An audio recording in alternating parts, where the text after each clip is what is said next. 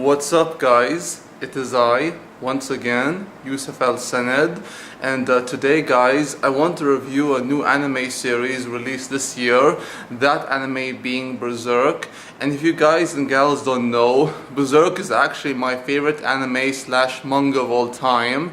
I did review the original anime series a while back, along with the movie trilogy, all in one video, I think.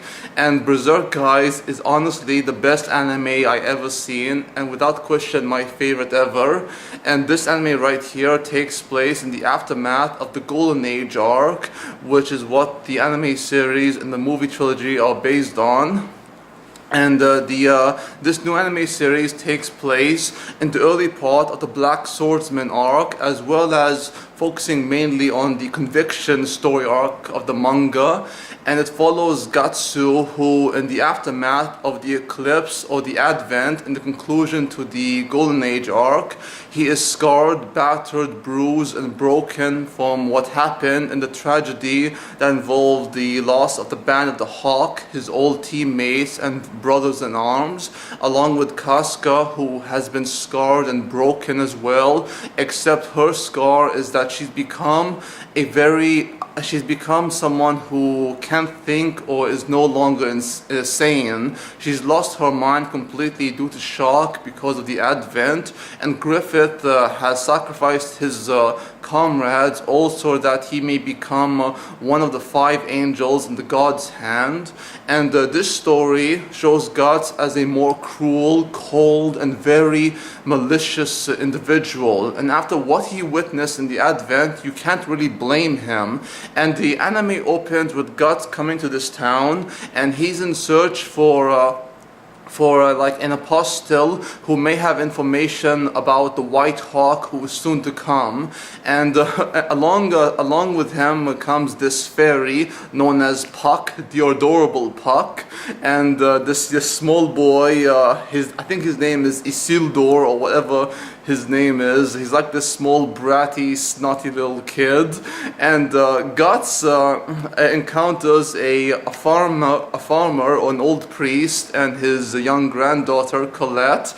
And after they got killed, we start to see a side of Guts we never seen before, that much colder, malicious and cruel side to him, where he's like, yeah, if no one can follow their own dreams or do what they want, they should just die. And Guts has no time to waste his breath or worry about people who are basically ants in his way, and all he can do is just stomp them as he heads for his goal. That goal is to take revenge on the White Hawk known as Griffith. And we see in the Conviction story arc how he's being captured, or he's been captured by the holy Iron Chained Knights is what they're called, and they're being led by this lady Farness. And after being so injured and bruised because of an encounter with the demons, Guts is taken after due to exhaustion, and how the lady Farness questions him about what happened to the Band of the Hawk and how they went missing overnight.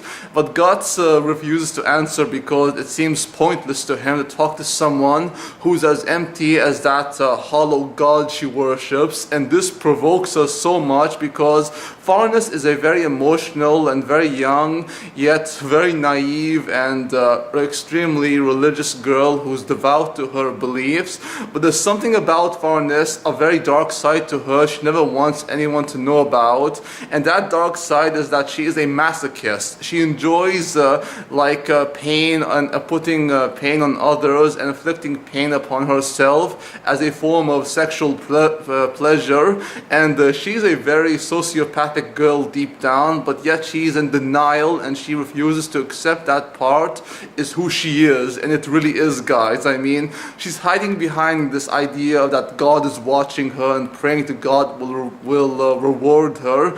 But honestly, she is just like Guts described, and she's nothing but a masochist. And you see parts in the anime where she's actually enjoying the sight of blood and the sight of pain, and how she even inflicts pain on herself, not as a way to atone for her sins, but as a way to enjoy that sense of pain as a form of sexual pleasure. And Lady Farnes is scarred by what God said because of how he's broken her and almost put doubt in her heart, and how she wants nothing more than to have the Black Swordsman killed. I really love the fact that this story takes place in the Conviction arc, and how it focuses on the main antagonist of the Conviction arc, which is Father Mosgus, who is this high priest, and how it follows both he and his disciples, the executioners, and they are sentencing people they deem to be heretics, people who oppose their God, the Holy See, or their order, which is known as the Holy See,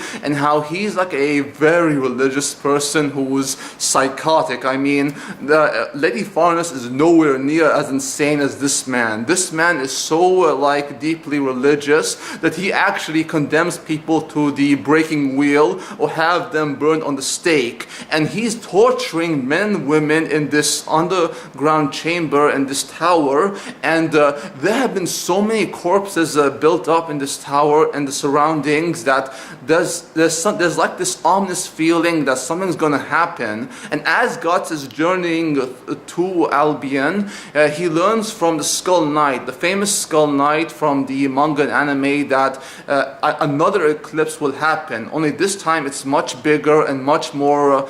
It's much more like. Dangerous and crucial to what's to come. That being the rebirth of Griffith coming to the world of man and recreating a new world, a world where demons may live and flourish. And Guts can't have that, especially when Casca is like basically the sacrificial lamb, and how Guts is being lured into Albion to save her. And since both Guts and Casca are branded, it's luring the demons in closer and closer for the birth of the White Hawk himself. And guys, that's the plot to Berserk, and my god, it's a very complicated, detailed plot, but guys, honestly, I really love this anime. A lot of people will complain about the way it looks, the visuals, the animation, but guys, I mentioned before in one of my last videos, I could care less about how an anime looks or how visuals are in movies. I could care less about that shit. I'm sorry for the language, guys, but honestly, I love the story first and foremost. It always comes first to me, the story, characters, and the interaction. And we got all that in this anime right here. And despite the animation, which I will admit can be crazy looking at times, especially for you, Father Mosgus. I mean, guys, this guy's animation is just so crazy. I was laughing at him the whole time. I mean, I just couldn't help it. But I found some enjoyment in the bad animation and how crazy it can look. But honestly, it's a really good anime in terms of the themes, the ideas it presents, and the characters. My god, the characters are so well defined. Lady Farnes, Serpico, and these ladies are all like these prostitutes, like Luca, and obviously you have a lot more characters than that. And but the one character who has always been consistently my favorite character in the Berserk series, and he's obviously the main attraction, it's Gatsu, or Guts as he's known in the English language. I love the Black Swordsman so much, guys. I mean, he is. He's everything I look for in a protagonist. He's like an inspiration to me. He is, I hold him on the same level of love or regard as Solid Snake from the Metal Gear Solid series, William Wallace from Braveheart, and I mean, he's just one of those true protagonists in movies, animes, and games I feel safe to call a true badass. I mean, guys, if you've seen what Guts has been through and how he keeps pushing himself, trying to survive, even though it's hopeless and his path is filled with despair, and it's a very dark path he's heading down, a path of revenge, he is still pushing forward and surviving through all of it. And guys, he is honestly a badass. Gatsu is the ultimate badass ever. I mean, I have the biggest crush on this guy, and oh my god, I could go on talking about him, but I won't, guys. I'll just simply say I love Gatsu, I love him. And I also like Luca, who is like this, who's like the head of these prostitutes. She's like taking care of these girls who are prostitutes, and how she herself is a prostitute, and how, oh my god, guys, I mean, I will not lie. I mean, this character can be very reckless, stupid at times, but she has a lot of heart, and she's also a woman who, despite how reckless and stupid she can be, she has like a strong sense of duty and responsibility to these girls who she's trying to protect, along with Casca, who she refers to as Elaine, since she encountered her while she wandered over to St. Albion, and obviously her path crosses with Gatsu's and Puck and that young kid as well. And Lady Farness, oh my god, Lady Farness, it took a while for me to get her character, and for a while for me to understand her. And Serpico is someone who, like Guts, who's overprotective of Casca. He's overprotective of Lady Farness. Yeah, I just really love the fact that he's like this calm, quiet, shy boy, and she's like this emotional and very like out of control girl who has this position because of her noble blood, and how she's beating up a lot of her men, how she demands obedience, especially from Serpico. But as the anime goes along, you start to understand why she is the way she is, because of her upbringing, how she was alone most of her life. I can honestly understand that.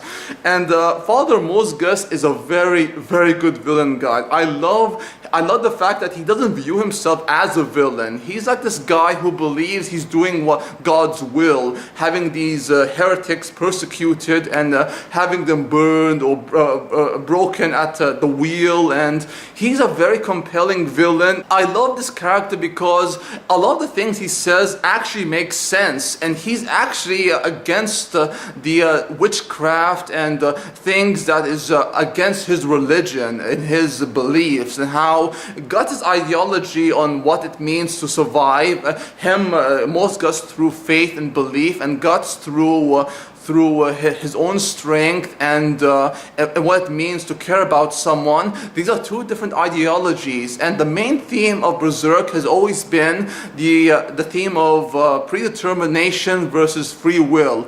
Guts, who has been fighting his whole life since he was a boy against wolves, against men, against bandits, Guts doesn't give in to this idea that he is destined to die or it's his fate. He will decide when he will die, and he will decide where he will rot in the ground. He won't let any God's hand tell him otherwise. And that is why I love Gatsu so much. He fights his own destiny, his own fate, and he doesn't let anything tell him otherwise. And that is what's so cool about him, especially when his ideology clashes with Father Mosgus, and how he takes him and his disciples on. And guys, as the anime builds to the conclusion, it is just so amazing. We get to see the Skull Knight in action. We get to see a brief moment of Nosferatu Zod, or Zod the Immortal. We get to see Father Mosgus in his apostle form. And my god, guys, the story is building up to the second story, or actually the third story arc of the manga,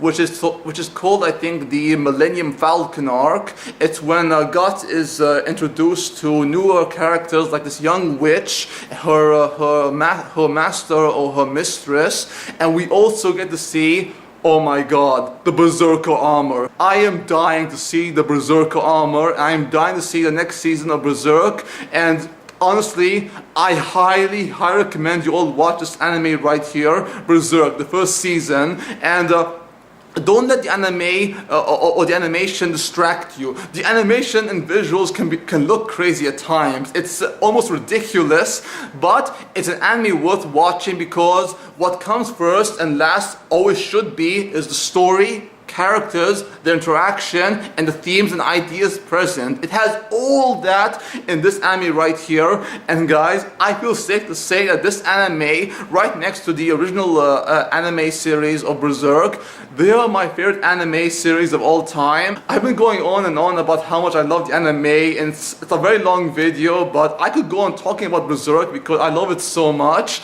but I won't. And hope you guys enjoy the video. Please like, comment, subscribe, and please check out my gaming channel where I talk about games, let's play series, and all that kind of good stuff. Until next time, peace out, take care, adios amigos, au revoir, and sayonara.